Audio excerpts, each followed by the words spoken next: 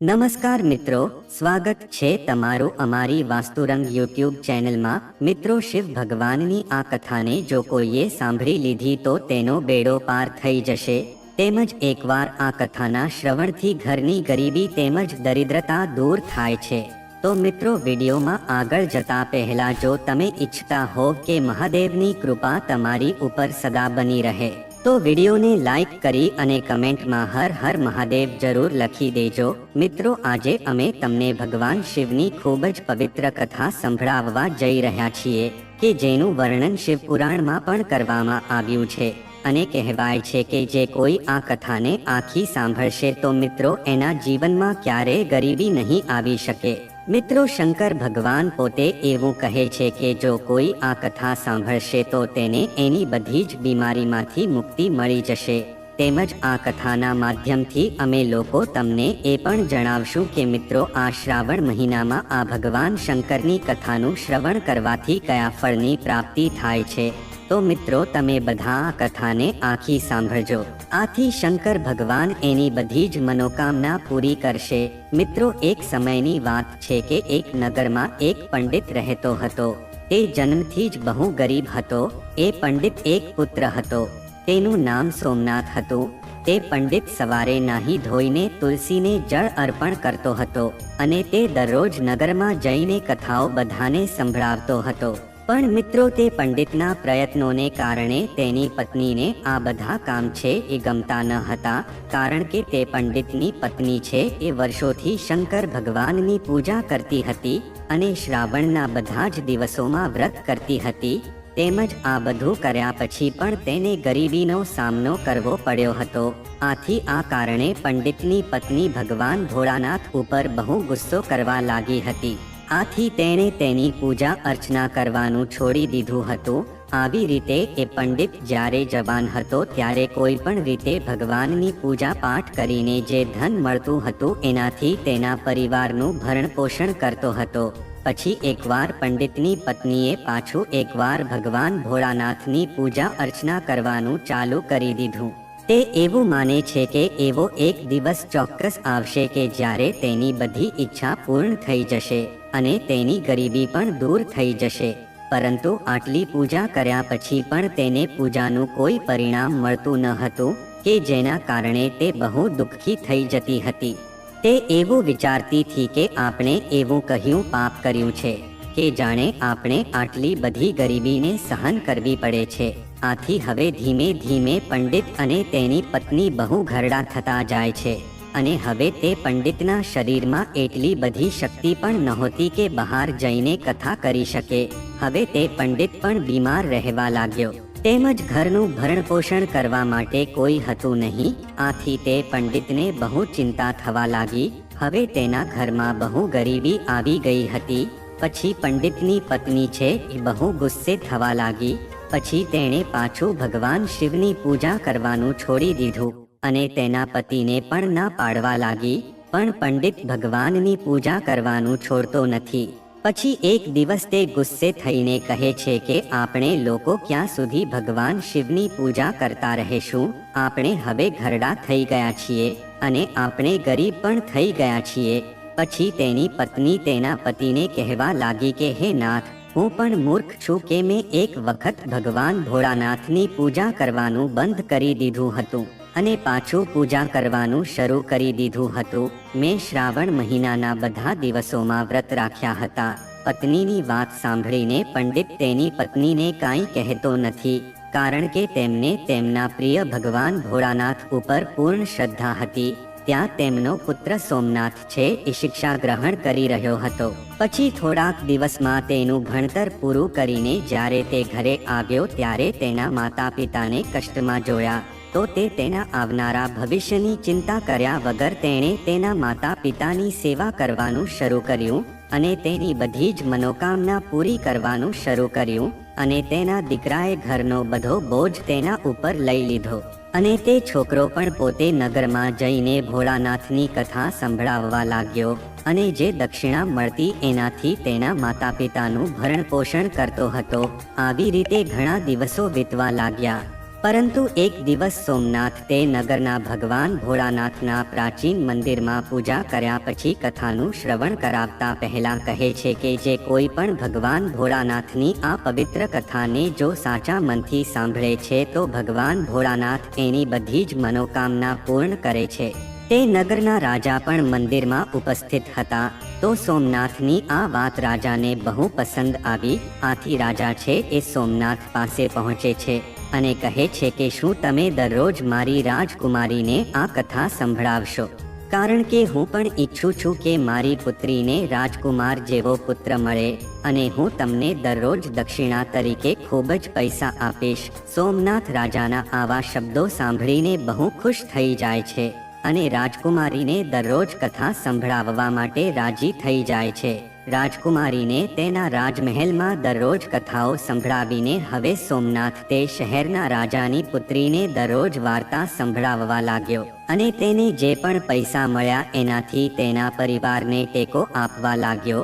પરંતુ સોમનાથની માતાને આ વસ્તુ ગમતી ન હતી અને તે તેના વિશે ખુશ ન હતી, કારણ કે તેના પુત્રના ભવિષ્ય વિશે ચિંતા હતી। એક દિવસ પંડિતની પત્ની તેને કહે છે કે હે નાથ, હું મારા પુત્રના ભવિષ્યની ચિંતા કરું છું, કારણ કે આપણું જીવન છે એક રીતે સાવ ટૂંકું થઈ ગયું છે, પરંતુ મને હવે ચિંતા છે કે આપણા મૃત્યુ પછી આપણા પુત્રનું શું થશે। શું ભગવાન ભોળાનાથ આપણા દુઃખને જોઈ શકતા નથી? માની લીધું કે આપનો પુત્ર છે એ રાજાના મહેલમાંથી જે કાંઈ દક્ષિણા લાવે છે એમાં આપણા પરિવારનું ભરણપોષણ થઈ શકે છે, પણ બધી જ ઈચ્છાઓનું શું? તે કેવી રીતે પૂર્ણ થશે? ભગવાને તેની આંખો કેમ બંધ કરી છે? શું આપણા પુત્રને પણ ગરીબ જ રહેવું પડશે? તો તે પંડિત અને તેની પત્ની આ રીતે બંને ભવિષ્યની ચિંતા કરી રહ્યા હતા તો પંડિતની પુકારમાં પાર્વતીજી સાંભળી લે છે અને તે ઉદાસ થઈને શંકર ભગવાન પાસે જાય છે। તો શંકર ભગવાન માતા પાર્વતીને પૂછે છે કે તમે શા માટે ઉદાસ લાગી રહ્યા છો? તો માતા પાર્વતી કહે છે કે તમે તો ત્રિકાળ જ્ઞાની છો, તમને બધી જ ખબર હોવી જોઈએ।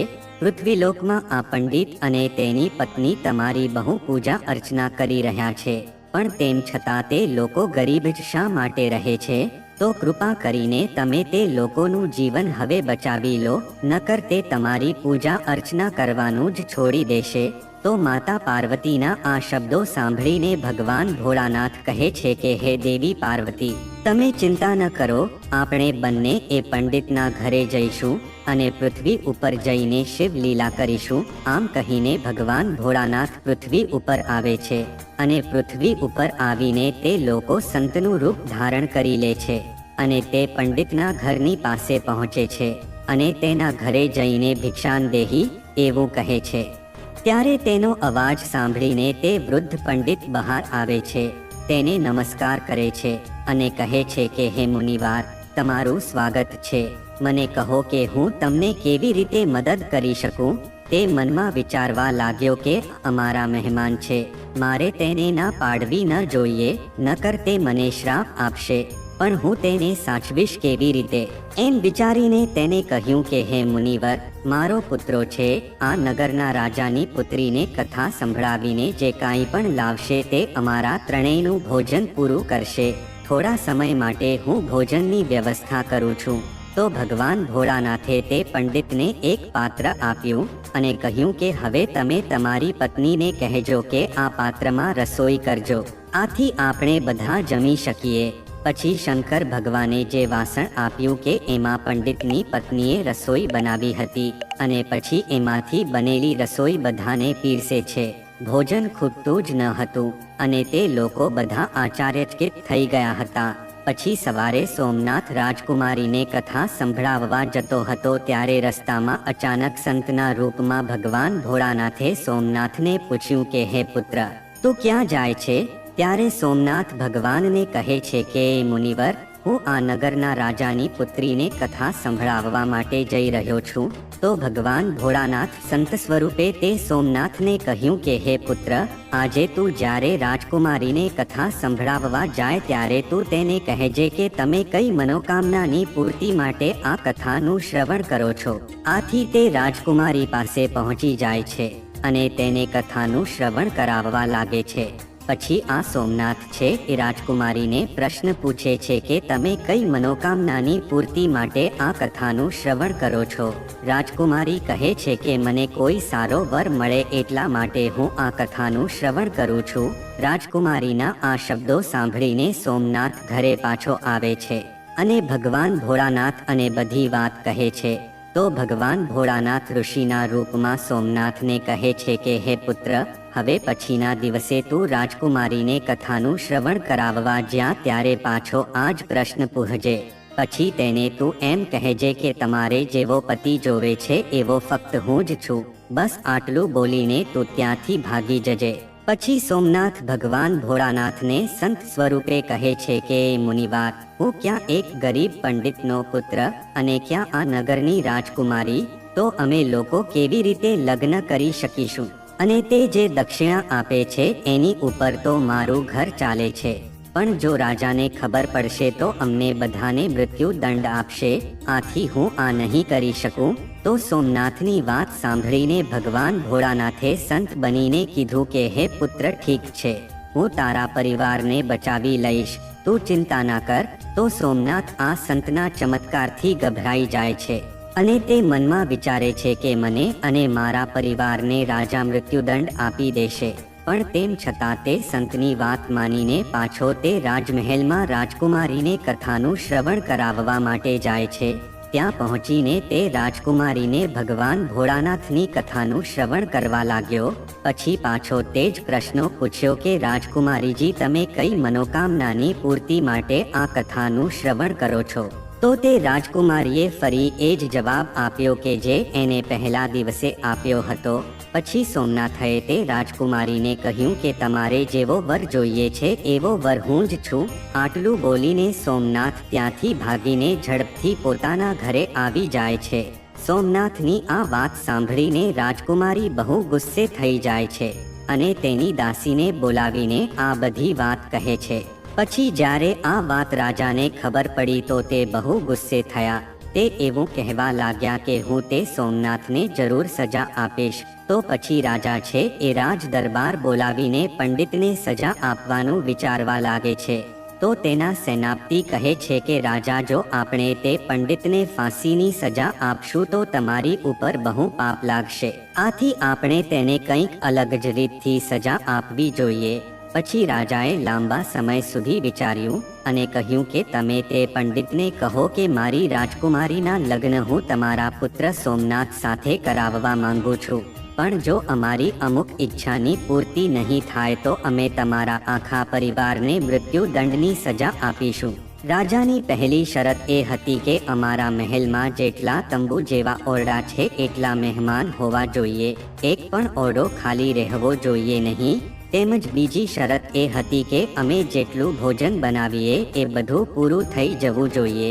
તેમજ રાજાની ત્રીજી શરત એ છે કે વરઘોડો એ રીતે આવવો જોઈએ કે અત્યાર સુધી આ નગરમાં આવો વરઘોડો કોઈનો ન હોય અને બધા લોકો તેના વખાણ કરવા જોઈએ. આથી આ રીતે રાજાનો આદેશ મળતા બધા સૈનિકો સોમનાથના ઘર તરફ આગળ વધે છે અને આ બાજુ સોમનાથ છે એ ભગવાન ભોળાનાથને સંતના સ્વરૂપમાં આ રીતે બધી વાત કહે છે. તેમજ કહે છે કે તમે જે કીધું એ બધી વાત મેં રાજકુમારીને કહી દીધી છે. ત્યાં થોડી વારમાં રાજાના સૈનિકો તેનો દરવાજો ખખડાવવા લાગે છે. ત્યારે સોમનાથના પિતાએ દરવાજો ખોલ્યો તો તે ચોંકી જાય છે. સૈનિકો પંડિતને પૂછે છે કે શું તમારો પુત્ર રાજકુમારી સાથે લગ્ન કરવા માંગે છે?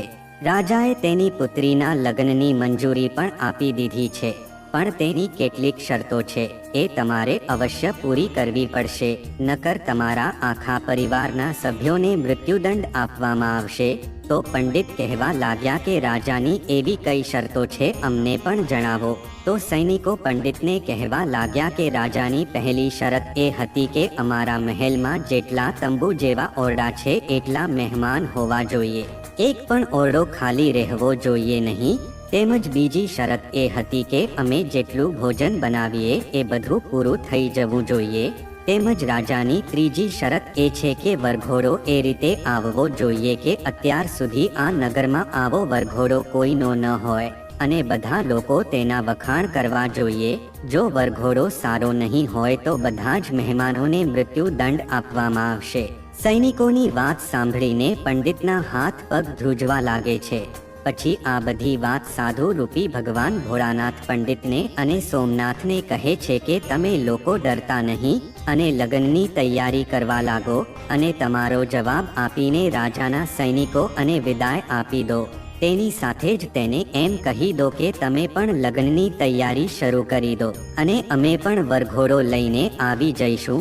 પછી રાજાના સૈનિકો રાજમહેલમાં જઈને રાજાને બધી વાત જણાવે છે.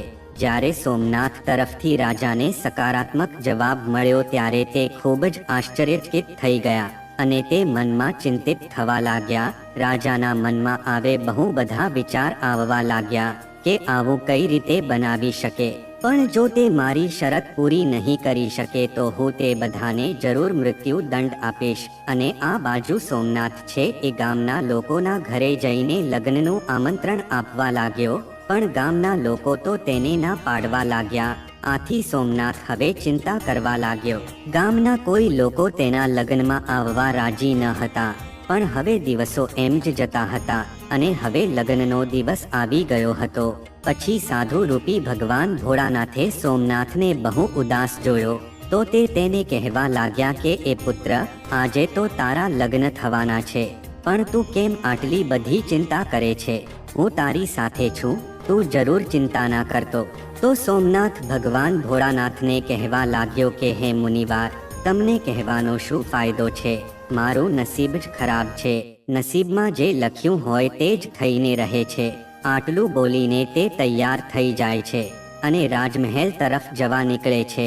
મિત્રો, પછી ભગવાન ભોળાનાથે બધા દેવતાઓ અને ભૂત તેમજ ગંધર્વ એ બધાને જ સોમનાથના વરઘોડામાં આવવા માટે આમંત્રણ આપ્યું. ત્યારે સોમનાથનો વરઘોડો રાજાના મહેલમાં પહોંચ્યો તો વરઘોડામાં એટલા બધા દેવતા અને ગાંધર્વો તેમજ ભૂતો હતા કે રાજાએ જેટલા પણ તંબુ જેવા ઓરડા મહેમાનો માટે બનાવ્યા હતા એ બધા જ ભરાઈ ગયા.